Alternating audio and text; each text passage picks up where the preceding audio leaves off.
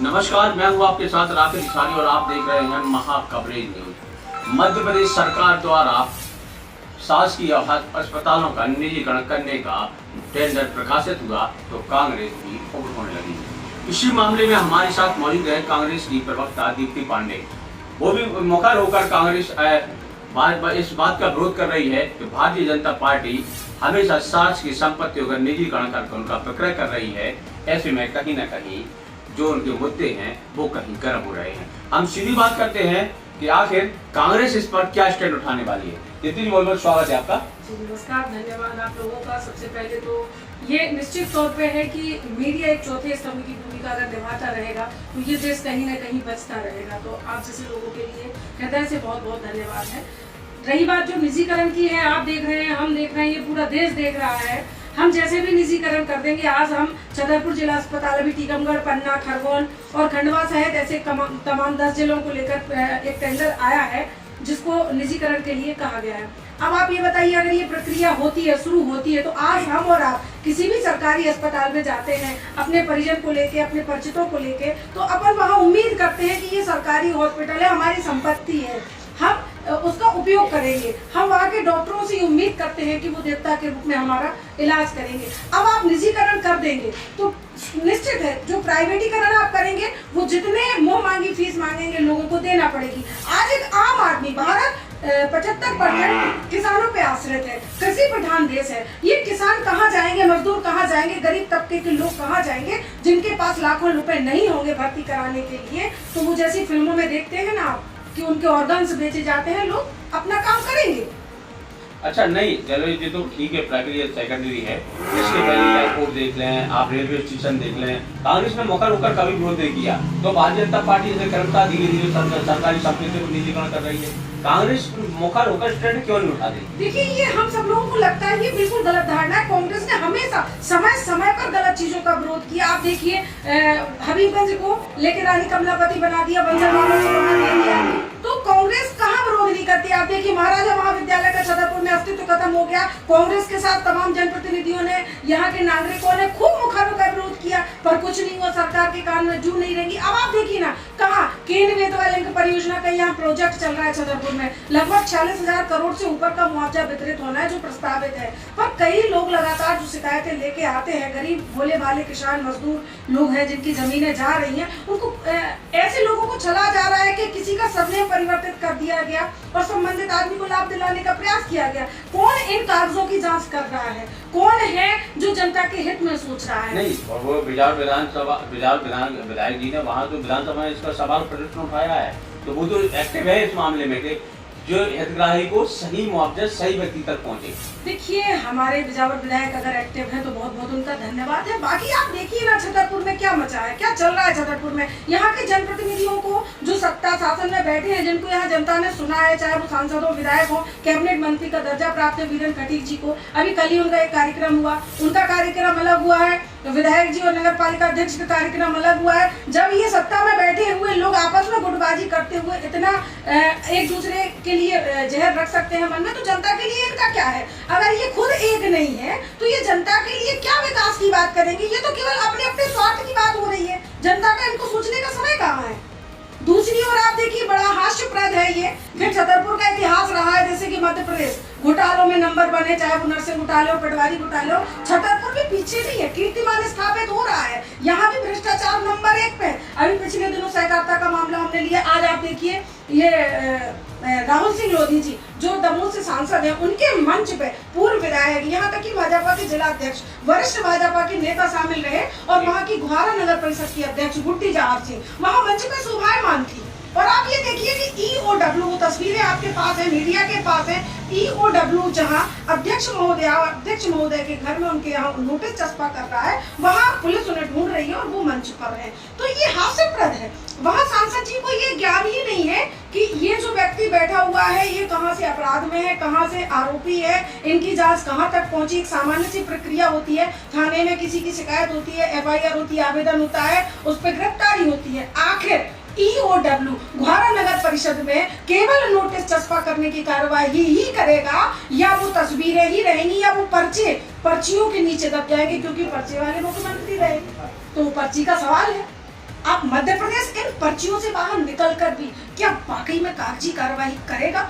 लोगों पे जो आरोपी हैं उनको कब सजा होगी? भ्रष्टाचार पे कब लगाम लगेगी? ये ऐसे तमाम मुद्दे हैं जिन पर कोई बात नहीं करता। करो तो सत्ता पक्ष सुनता नहीं। अब जो सत्ता के रखवाले हैं, मैं दमोह के सांसद जी से निवेदन करूंगी, उनसे ये मेरा सीधा प्रश्न है कि जिन जनता ने आपको चुना है और उस जनता के लिए, उस जनता से अगर कोई भ्रष्टाचार करके आरोपी है और वो आपके मंच पे शोभायमान है, तो क्या सांसद जी की नजर ऐसे लोगों पे नहीं पड़नी चाहिए? क्या हम शासन सत्ता के लोग केवल आरोपियों को खुली छूट दे रहे हैं, संरक्षण दे रहे हैं, तो फिर आम जनता का यहाँ क्या कसूर है? आम जनता किसके सहारे है? नहीं ठीक है, आप लोग प्रेस कॉन्फ्रेंस करते हैं, मीडिया के सामने इस तरह का बयानबाजी करते हैं, कांग्रेस नीचे निकल रही है। सड़कों पर कांग्रेस की जो है वास्तव में एक्टिविटी होना चाहिए, वो कहीं ना कहीं दूर रहती है। चुनाव के बाद से तो खासतौर में कांग्रेस विलुप्ति सी हो गई है, तो कांग्रेस एक्टिविटी दिखाती क्यों नहीं, जनता के बीच जाती क्यों नहीं है?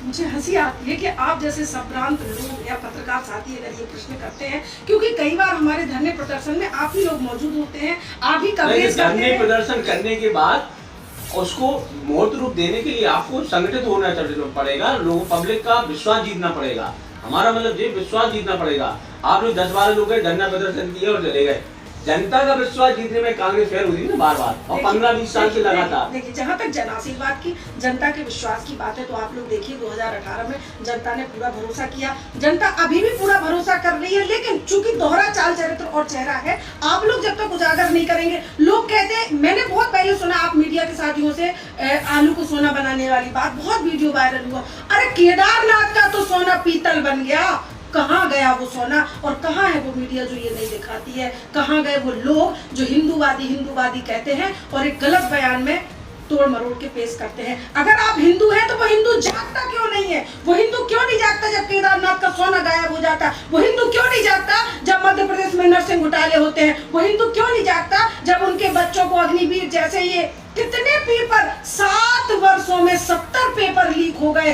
और 70 साल का हिसाब ये भारतीय जनता पार्टी के लोग मांगते हैं, तब वो हिंदू क्यों नहीं जागता?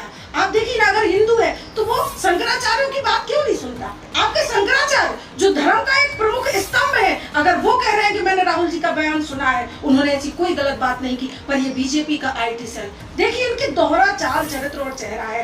राहुल गांधी जी ने एक ट्वीट किया स्मृति ईरानी जी को लेकर के, चुनाव में हार जीत लगी रहती है पर हमें किसी का सम्मान नहीं खोना चाहिए, पर उधर बीजेपी का IT सेल दिन भर 24 आवर्स कैसे किसी के चरित्र को गिराया जाए, नेहरू गांधी परिवार के खिलाफ कितना कीचड़ उछाला जाए, इसमें वो अपनी शोभा समझते हैं। मोदी जी देश के प्रधानमंत्री, वैसे हम तो उन्हें प्रधानमंत्री कहते हैं, पर वो मतलब मर्यादा भूल जाते हैं, शब्दों की उन्हें महिलाओं के मंगलसूत्र दिखते हैं। ये हिंदू तब क्यों नहीं जागता? कई मुद्दे हैं, ज्वलंत मुद्दे, अभी आप देखिए साधु महात्माओं पे बात होती है। मैं आपको एक बात और बता दूं, मैं ब्राह्मण समाज से आती हूँ और ये बिल्कुल स्पष्ट है, आप कई ऐसे साधुओं के आधार कार्ड उठा के देख लीजिए जो ब्राह्मण समाज से नहीं है।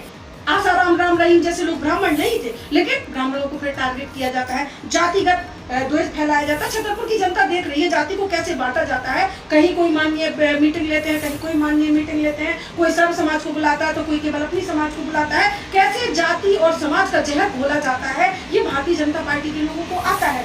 और कैसे हिंदुत्व की राजनीति करते हैं, आप देखिए अयोध्या में या जो भी धार्मिक हमारे स्थान है, अभी उपचुनाव जो हुए हैं, आप इसमें देखिए कि 13 में से 9 और 10 हिंदू गठबंधन के पास सीटें आई हैं, बीजेपी 2 सीटों पर सिमट के रह गई है। और आप सबको पता है छिंदवाड़ा में जो चुनाव हुआ है वहां कैसे जीता गया, ये पूरे मीडिया के सामने है। कई 15, 16, 17 राउंड में कुछ और, अंतिम के 2 राउंडों में कुछ और परिणाम, तो ये मीडिया ये देश देख रहा है। रही बात सड़क से लेके संसद तक का जो सफर है संघर्ष का, वो कांग्रेस ने आजादी की लड़ाई के लिए लिया, आज भी है और मरते दम तक हर कांग्रेसी।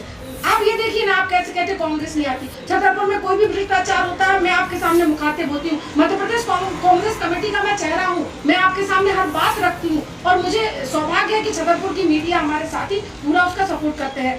आप से मैं और मतलब और मुझे प्रसन्नता होगी कि जब आप EOW से पूछेंगे कि घोरो नगर परिषद अध्यक्ष के ऊपर क्या कार्रवाई हुई, आप केन-बेतवा लिंक परियोजना में आप जाएंगे, मेरी बात को गहराई से उठाएंगे, मुझे और बड़ी प्रसन्नता होगी। ये निजीकरण के विरोध में मेरे सारे पत्रकार साथी आएंगे, मुझे बड़ी प्रसन्नता होगी। मैं कहती हूँ कि कांग्रेस आपको जरा भी दिखे, अगर वो लोगों के हित में साथ दे रही है तो आप भी उतना ही साथ दीजिए।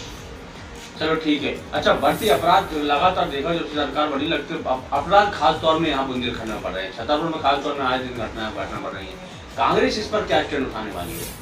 कांग्रेस 100% अपराधों के खिलाफ है। कांग्रेस आप छतरपुर में देखिए ना, कभी भी गोली चल जाती है, कभी भी किसी को मारा जाता है, सरेआम किसी की पिटाई की जाती है, किसी के कपड़े उतार के उसका वीडियो बनाया जाता है, फिर सोशल मीडिया में उसको डाला जाता है। अपराधों पे कोई अंकुश लग ही नहीं रहा। नगर पालिका में देखिए आप, कई लाखों के घोटाले चल रहे हैं, कहाँ पेमेंट हो रहा है, कहाँ पेमेंट जा रहा है, पता है नगर पालिका का? नगर पालिका के सफाई कर्मचारियों को पता है कि वो कहाँ काम कर रहे हैं? नगर पालिका की सड़कों का, बिजली का, लाइट का, खम्भों का कहीं कोई अता पता है? कितने आपने भी देखा, एक चल रहा था पत्रकारों के माध्यम से, और देखिए आप एक फर्जी बिल चल रहे हैं, कहाँ पेमेंट हो रहा है नगर पालिका का? ये भ्रष्टाचार, ये घोटाले कौन खोलेगा? आप लोग खोलेंगे, हम लोग खोलेंगे। कांग्रेस रुका रुके आवाज उठाती है, उठाती रहेगी, और आप लोगों का ऐसा ही साथ बना रहा तो बिल्कुल। पर चूंकि आप चौथा स्तंभ है, हमारा और आपका एक दायित्व है कि एक एक कदम मिलकर इस देश को बचाएं। चलिए, तो हमारे साथ मध्य प्रदेश कांग्रेस कमेटी की प्रदेश प्रवक्ता थी हमारे साथ दीप्ति पांडे जी। शहर में बढ़ते अपराध और घटनाक्रमों पर उन्होंने सवाल भारतीय जनता पार्टी पर खड़े किए, खासतौर पर निजीकरण और यूडब्ल्यू से फरार नगर पंचायत अध्यक्ष जो भारतीय जनता पार्टी के हैं वो मंच पर देखी गई, बल्कि यूडब्ल्यू के फरार होने का सर्टिफिकेट उनके दरवाजे पर चश्मा करती है कि वो उनको मिल नहीं रही, जबकि वो सरेआम मंच पर घूमती है। तो इस तरह की एक्टिविटी जब भारतीय जनता पार्टी के नेताओं के सामने आती है तो स्वाभाविक सी बात है कांग्रेस उनको घेरने का प्रयास करेगी। तो बनी रही महाकाल न्यूज के साथ मैं हूं राकेश।